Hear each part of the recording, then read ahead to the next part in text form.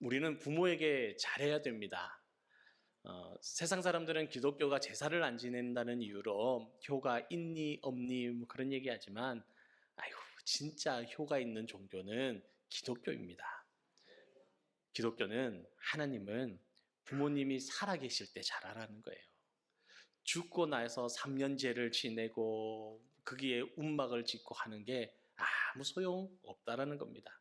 그래서 기독교는 하나님은 살아있을 때 우리에게 잘하랍니다. 부모에게 잘하는 자녀가 복된 자녀요. 하나님의 복의 길을 걸어가는 축복의 자녀라고 말씀하십니다. 여러분, 부모님이 살아계시는 분들은 감사하시기 바랍니다. 부모님이 살아계시기 때문에 하나님으로부터 복을 받을 수 있는 통로가 열려 있는 거예요. 축복의 자리가 열려 있는 겁니다. 또 돌아가셔서 아쉬운 분들은 낙심하지 마시고 믿음의 부모들이 계시잖아요.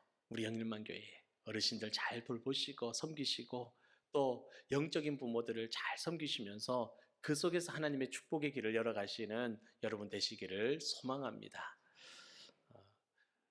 창세기 47장 8절에서 10절 말씀을 보면 바로와 야곱이 만나는 장면이 있습니다. 그때 바로가 야곱에게 묻습니다. 너의 나이가 얼마냐 물어요. 그때 야곱이 대답하기를 내 나그네 세월이 130년입니다. 내 나그네 세월이 130년입니다 말하며 험악한 세월을 살았습니다 라고 얘기를 해요. 정말 야곱은 그의 말대로 험난한 세월을 살았습니다. 형을 피해서 도망가면서까지 복을 위해서 달려갔죠. 그리고 외삼촌 집에서 20년 동안 피해서 머슴살이를 합니다. 종살이를 합니다. 그런데 삼촌의 딸과 결혼하니까 그곳에 종살이인 동시에 처가살이를 20년을 한 거예요. 또 자기 딸이 폭행을 당하는 아픔을 경험하기도 했습니다. 또 온 가족이 하루아침에 몰살당할 수 있는 위기에 처하기도 했었습니다. 또 흉년으로 양식이 없어서 양식을 구하기 위해서 고생하며 마음고생을 참 많이 했었죠. 그런 고통을 당하기도 했습니다. 야곱의 삶을 돌아보면 하나님의 복을 받기 위해서 수단과 방법을 가리지 않고 아버지도 속이고 형도 속이고 그렇게 복을 쟁취했지만 그의 삶은 정말 험난했습니다. 반대로 그 형은 어떻습니까? 부모 밑에서 모든 재산을 물려받고 평안했습니다. 오히려 형 에서는 평안했어요. 그런데 그럼에도 불구하고 우리는 에서보다 야곱을 더 사랑합니다. 에서의 길과 야곱의 길이 있으면 야곱의 길을 걸어가려고 합니다. 왜 그럴까요? 그 이유는 에서에게는 하나님의 복이 없고 야곱에게는 하나님의 복이 함께 했기 때문입니다. 우리가 야곱과 에서를 보면서 깨닫게 되는 것은 인생의 복이라는 것이 형통하고 건강하고 장수하고 잘 사는 것만이 복이 아니라 하나님의 은혜 가운데 가는 것이 복이라는 걸 알게 됩니다. 아무리 건강하고 장수하고 부귀영화를 누려도 하나님이 없는 사람, 하나님의 복이 떠난 사람은 불행한 사람입니다. 우리가 병들고 고생하고 비록 종살이를 하고 거지 나사로처럼 밑바닥 인생을 산다고 할지라도 하나님께서 함께 하시는 사람, 하나님을 믿는 믿음 가운데 살아가는 사람은 행복한 사람입니다. 누가복음 16장을 보면 한 부자가 나옵니다. 이 부자는 일평생 호의호식하며 자색 옷을 입고 배옷을 입고 화롭게 즐기면서 살아갑니다. 매일 즐거워요. 그리고 부잣집 앞에는 나사로라는 거지가 있는데 버려진 채로 그렇게 살아가요. 부자의 상에서 떨어지는 음식을 먹고 그리고 온몸이 헐어서 개가 와서 핥습니다. 얼마나 비참한 삶입니까? 그런데 그가 죽음을 맞이했을 때 그 나사로는 하나님에 대한 믿음이 있었기 때문에 천국에서 믿음의 조상 아브라함의 품에 거하지만 부자는 어떻습니까? 하나님을 향한 믿음이 없었기에 지옥으로 가게 되는 것입니다. 여러분, 이 세상에는 배운 사람, 못 배운 사람, 또 잘난 사람, 못난 사람, 부자와 가난한 자, 높은 사람, 낮은 사람, 여러 가지 구별이 있지만 그 중에서 가장 큰 구별은 믿음이 있느냐, 없느냐, 하나님을 믿느냐, 믿지 않느냐, 이것이 가장 큰 구별이 될 줄로 믿습니다. 야곱은 자신의 욕심과 꾀로 인해서 험난한 세월을 보냈지만 하나님을 믿는 사람이었고 하나님의 복이 함께하는 사람이었습니다. 야곱이 하나님 앞에서 움켜쥐고 붙들고 살아갔던 그 욕심, 그 복에 대한 갈망, 그 모든 것들 하나님 앞에서 다 내려놓았을 때 어떻게 됩니까? 다 잃은 줄 알았지만 하나님이 다 지키고 계셨어요. 다 붙들고 계셨어요. 하나님 앞에 그 움켜진 모든 것을 내려놓자 하나님이 다 회복시켜 주십니다. 죽은 줄 알았던 요셉이 애굽이라는 큰 나라의 총리가 되어 있습니다. 요셉이라는 이 아들 덕분에 야곱은 애굽에서 총리의 아버지로 귀족 대우를 받으면서 평안한 노년을 보내게 되는 겁니다. 여러분, 147세에 하나님의 부르심을 받을 때까지 애굽에서 17년을 살았는데 요셉은 이때 아버지인 야곱에게 평생 못한 효도를 그때 다 합니다. 요셉은요, 이 아버지를 돌보는데 어떤 효자였느냐? 아버지의 마음을 헤아리는 효자였어요. 요셉이 하나님의 은혜로 지금은 애굽의 총리가 되어 있지만 그 형제들에 의해서 팔려나가고 종살이를 하고 그렇게 나아갈 때 그 마음은 이루 말할 수 없는 아픔이었고 고통이었어요. 사실 그 형제들이 요셉을 팔려고 한 게 아니라 처음에는 어떻게 하려고 그랬죠? 죽이려고 했어요. 요셉이 그 사실을 알았을 때 얼마나 충격이었겠습니까? 믿었던 형들이 자기를 죽이려는 거예요. 그리고 상인들에게 팔아서, 종으로 팔아서 묶여서 그 종살이를 하기 위해서 잡혀 나아갈 때 그 마음은 이루 말할 수 없는 상처와 무너짐으로 좌절했을 겁니다. 여러분, 하나님께서 이 모든 것을 하셨다고 요셉이 믿고 용서는 하였지만 그렇다고 해서 형들의 이 잘못이 없어지는 건 아니에요. 형들은 악합니다. 잘못한 겁니다. 만약 그대로 갚아준다면 이들을 다 잡아서 옥에 가두고 죽여도 아무도 책망할 사람이 사실 없습니다. 그런데 만약에 요셉이 그렇게 하면 아버지인 야곱이 마음이 어땠을까요? 형제들이 전부 다 붙들려 가가지고 죽음을 맞이한다고 하면 그것을 바라보는 야곱의 마음이 어떠했을까요? 아무리 좋은 것을 먹고 귀족 대접을 받으면서 살아가도 그 마음은 평생 눈물이었을 거예요. 평생 한숨이고 한탄의 삶을 살아갔을 겁니다. 그런데 이 요셉은 아버지의 마음을 헤아려서 용서합니다. 그들을 벌하는 것이 아니라 오히려 돌봐줍니다. 여러분, 이것을 본 야곱이 얼마나 흐뭇했겠습니까? 그러니 야곱이 눈을 감을 때 요셉을 마음껏 축복하고 평안히 눈을 감는 겁니다. 또 요셉은 아버지의 마음을 헤아렸기 때문에 아버지가 어려운 부탁을 하는데도 네 하고 받아들여요. 아버지가 야곱이 이 요셉을 불러서 유언을 합니다. 뭐라고 유언합니까? 내가 죽거든 이곳에 이 애굽 땅에 나를 장사하지 말고 내 조상이 묻혀 있는 막벨라굴 그게 나를 장사해라. 그렇게 유언을 남겨요. 그 막벨라굴에 누가 장사되어 있냐? 아브라함이 장사되어 있습니다. 사라가 장사되어 있습니다. 그리고 그의 부모인 이삭과 리브가가 거기 있어요. 그리고 자기 아내인 레아도 거기에 묻혀 있습니다. 여러분, 근데 이 부탁은요, 지키기 힘든 부탁이에요. 그럼에도 요셉은 아버지의 마음을 먼저 헤아렸습니다. 야곱은 내 아버지는 이 땅에 묻히기가 싫으시구나. 평생 아버지 이삭을 떠나서 그렇게 있었던 야곱이 아버지가 죽어서라도 부모님이 묻혀 있는 곳, 아내가 묻혀 있는 곳, 그 막벨라 굴에 장사되고 싶으시구나. 그 마음을 헤아렸던 겁니다. 그래서 요셉은 아버지가 돌아가셨을 때 이런 아버지의 마음을 헤아려서 약속대로 장례를 진행합니다. 야곱이 죽었을 때 40일간 향으로 그 시신을 처리하고 왕의 허락을 받아서 가나안 땅 막벨라 굴로 나아갑니다. 여러분, 우리는 요셉처럼 부모님의 마음을 헤아릴 줄 아는 자녀가 되시기를 소망합니다. 두 아들을 둔 할머니가 있었는데 큰아들은 사업을 해서 성공을 했어요.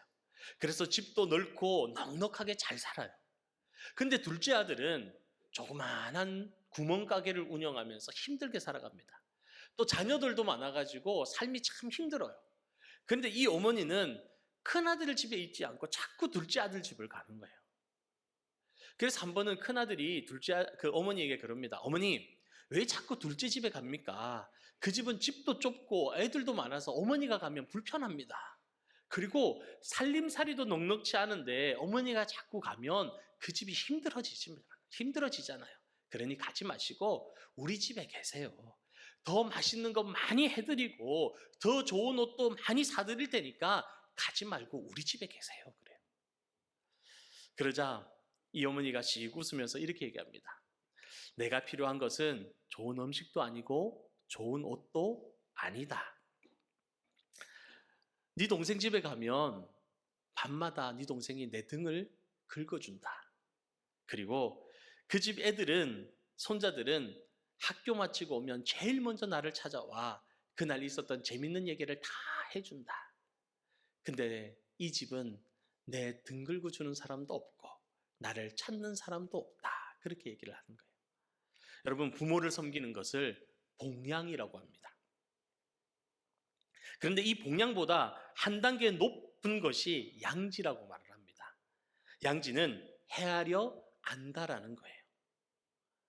장남이 어머니를 섬기는 봉양을 했다면 차남은 어머니의 마음을 헤아리는 양지를 실천한 겁니다. 여러분, 진정한 효자는 잘해주고 잘 보살피는 게 아니라 그 어머니의 마음을 헤아릴 줄 아는 사람이 진짜 효자인 것입니다. 이제 우리는 부모님의 마음을 헤아리는 진정한 효자가 되시기를 축복합니다. 두 번째, 요셉은 부모의 마음을 기쁘게 해드리는 효자였어요. 여러분, 효도는 부모의 마음을 기쁘게 해드리는 겁니다. 그렇기 때문에 우리는 우리 부모님이 무엇을 기뻐하시는지, 무엇을 좋아하시는지 늘 잘 살펴야 됩니다. 요셉이 아버지를 만나러 갈 때 자기 혼자 가지 않고 데리고 가는 사람이 있었습니다. 누구냐? 므낫세와 에브라임, 자기 자녀들을 데리고 가요. 왜 그랬을까요? 할아버지 할머니의 사랑은 누구입니까? 손주인 거예요. 이 손주들을 데려가면 아버지가 좋아하시는 것을 알기 때문에 혼자 가지 않고 이 손주들의 손을 꼭 붙들고 가는 겁니다. 그래서 제가 아는 어떤 권사님은 우스갯소리로 이런 얘기를 하시더라고요. 이렇게 손주가 좋을 줄 알았으면 아들부터 안 낳고 손주부터 낳을 걸. 그 얘기를 하시면서 웃으시더라고요.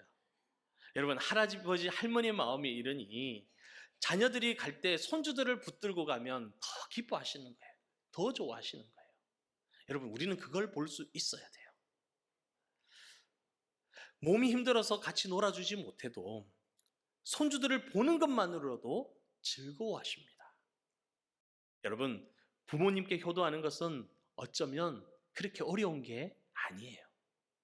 부모님이 무엇을 좋아하시는지를 생각하고 기뻐하시는 것을 해드리는 것이 가장 큰 효도입니다. 예전에 어느 분이 해외를 다녀오시면서 아내를 위해서 20만 원을 주고 밍크 목도리를 사왔대요. 밍크 코트는 너무 비싸니까 아내에게 밍크 목도리를 사온 거예요. 그래서 선물로 주니까 아내가 딱 받고는 너무 좋아요. 너무 예쁘고 부드럽고 너무 좋다 그러면서 기뻐해요.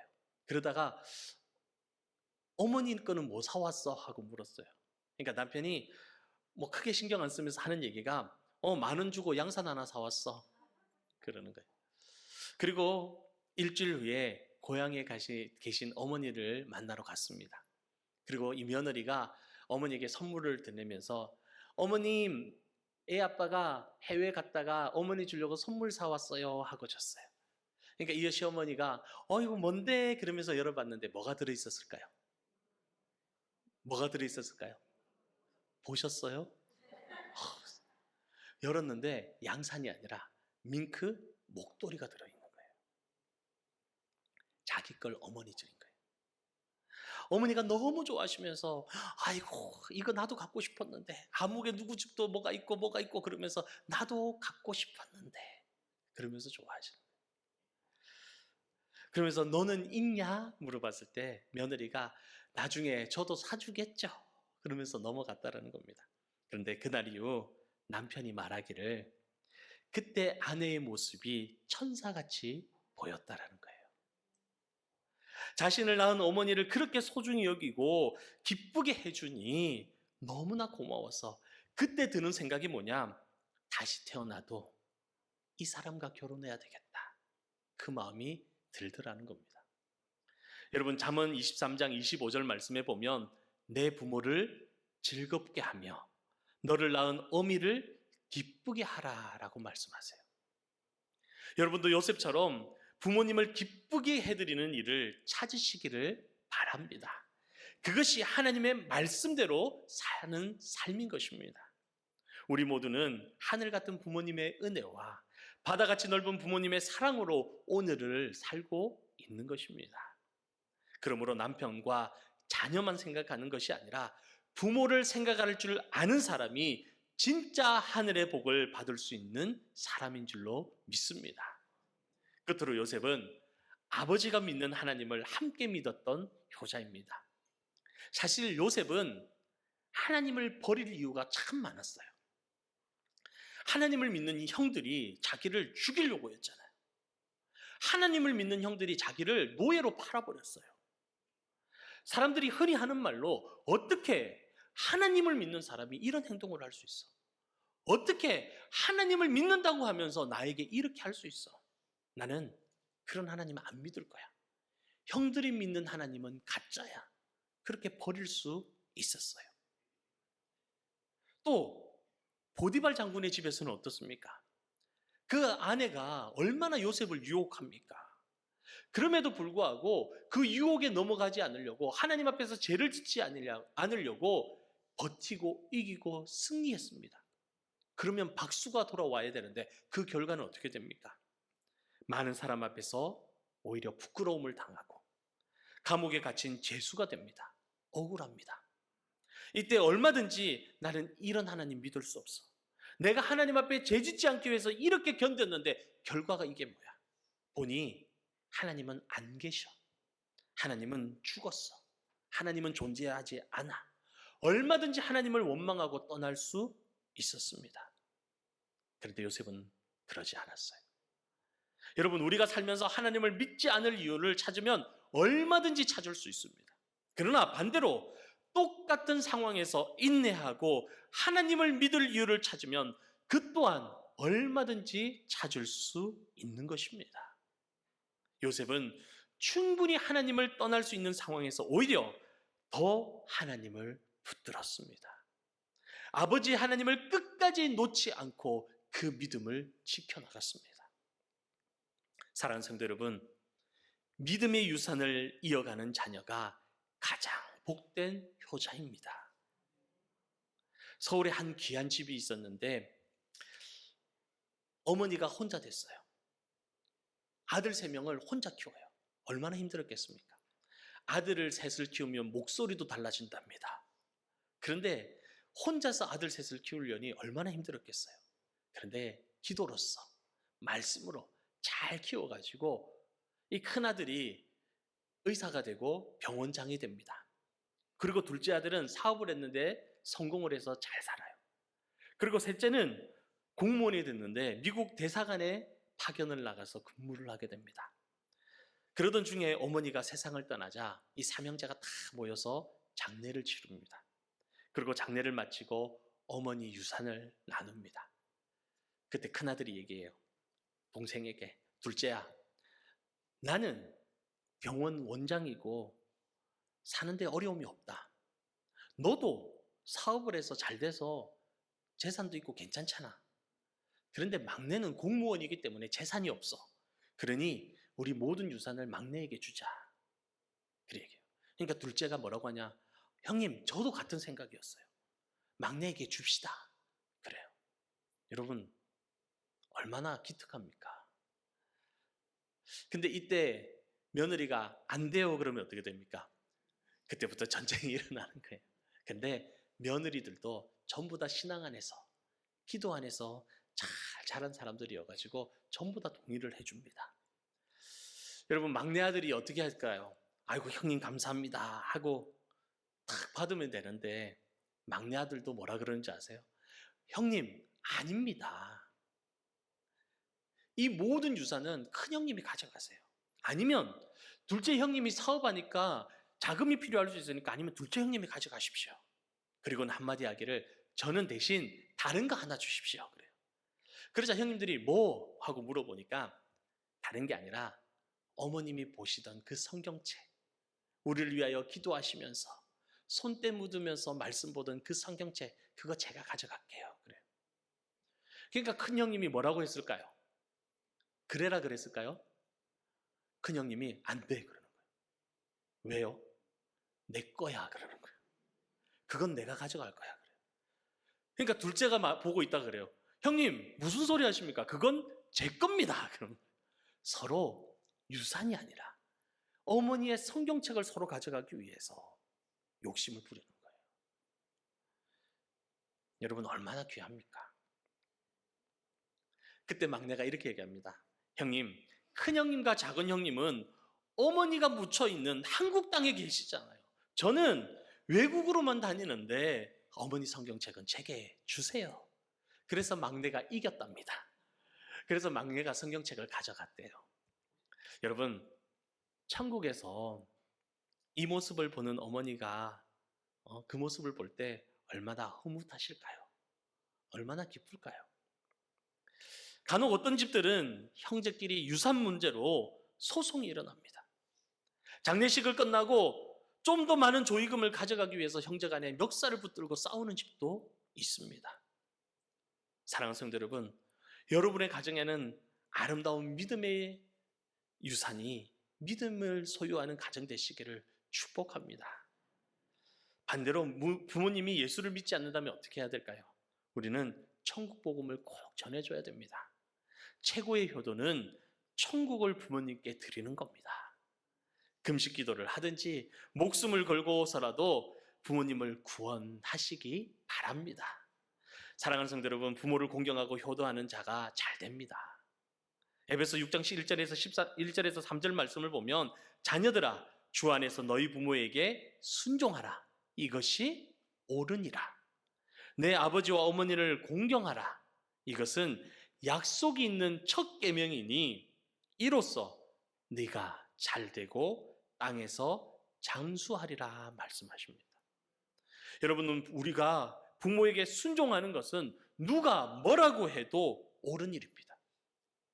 부모를 공경하고 높이는 것이 약속이 있는, 축복의 약속이 있는 하나님의 첫 계명입니다. 그렇기 때문에 교회 일을 하든지 세상 일을 하든지 가장 중요한 것은 부모에게 순종하고 부모를 공경하는 것입니다. 이것이 축복의 첫 시작인 것입니다. 내가 공무원이든지 사업을 하든지 목회를 하든지 무엇을 하든지 부모님께 순종하지 않는 사람은 첫 단추부터 잘못 끼는 거예요. 왜냐하면 하나님께서는 부모를 높일 줄 아는 사람을 복 주시고 성공하게 하시고 무엇을 해도 잘 되게 하십니다. 그리고 어디를 가도 장수하게 하시기 때문입니다.